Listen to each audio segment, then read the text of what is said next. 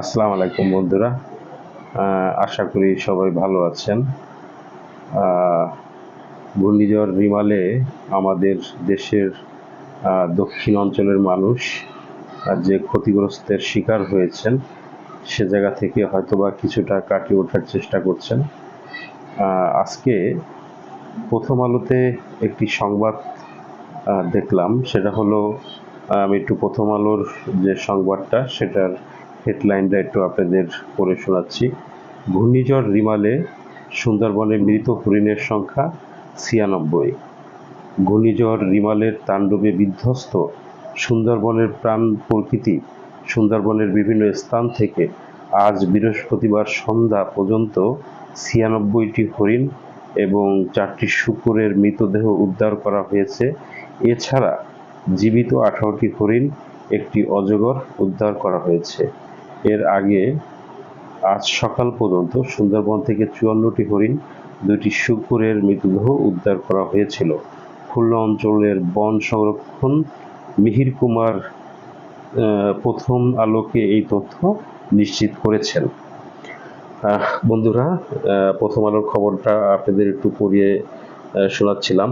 এর পিছনে কারণ হলো যে দেখেন, আমাদের দেশে যখনই বড় ধরনের কোনো ঝড় আসে তখন সুন্দরবন আমাদের জন্য তার বুক পেতে দেয়। কিন্তু আমরা কি করি?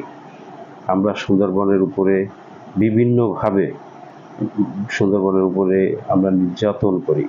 এটাকেও আমরা এক কথায় বলি যে পরিবেশের উপরে আমরা এক ধরনের নির্যাতন। এটা আমি মনে করি যে আমাদের দেশের ক্লাইমেট চেঞ্জের কারণে আমাদের দেশের যে ক্ষয়ক্ষতি হচ্ছে, যে ঝড়, ঘূর্ণিঝড়, জলোচ্ছ্বাস, বিভিন্ন ধরনের প্রাকৃতিক দুর্যোগ সৃষ্টি হচ্ছে, এর জন্য আমাদের প্রথম যেটা করতে হবে যে সুন্দরবনকে আমাদের সুরক্ষিত রাখতে হবে এবং সুন্দরবনকে সুরক্ষিত রাখার জন্য আপনার আমার সকলের সহযোগিতা একান্ত দরকার।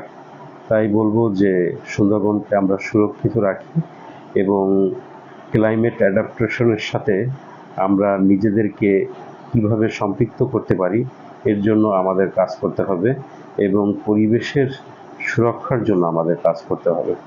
তাহলে এই বিষয়গুলো যদি আমরা ঠিকভাবে মেনে চলি এবং পরিবেশের সুরক্ষা এবং ক্লাইমেট অ্যাডাপশন এবং সুন্দরবনের উপরে আমাদের যে নির্যাতন প্রতিনিয়ত, এই নির্যাতনের যে মাত্রা এটা আমাদের কমিয়ে আনতে হবে এবং সুন্দরবনের ভিতর জীবিকা নির্বাহের যে একটা মানসিকতা, এখান থেকে আমাদের বের হয়ে আসতে হবে।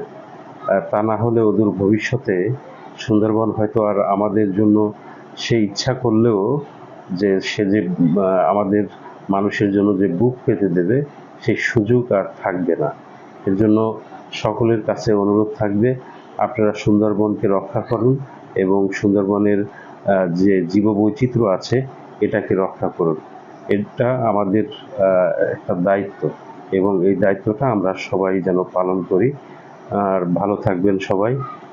শুভরাত্রি।